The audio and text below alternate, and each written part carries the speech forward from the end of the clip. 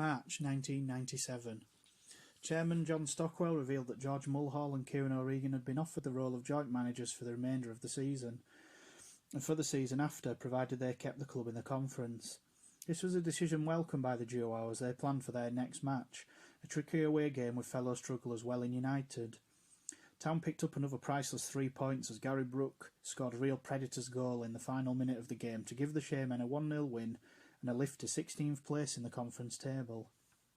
A third clean sheet and another 3 points followed as Town beat Hednesford Town 1-0 at a fog-bound Shay, courtesy of yet another Gary Brooke goal, although George Mulhall went on record as saying, "At times he outplayed us."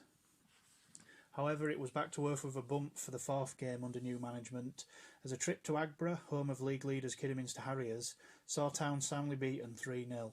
Worse was to follow the next Saturday as Dover plundered a fine 3-1 away win after going one down early on.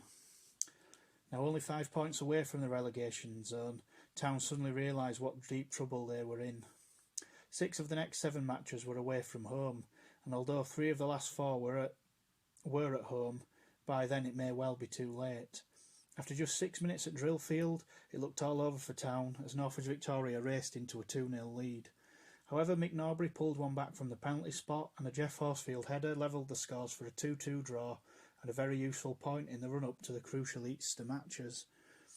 Just prior to the first of the holiday fixtures, Mulhall snapped up central defender Jamie Murphy, who was put straight into the squad to face Southport at the Shay.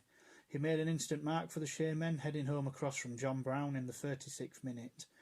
2 minutes later, Town doubled their lead when Dean Martin, on loan from Rochdale, scored with another header from a Gary Worthington corner. An excellent 2-0 win took Town back up to 16th place, 7 points clear of the drop zone and with matches in hand. Things were beginning to look a little rosier for Town, as they feared less for their conference lives.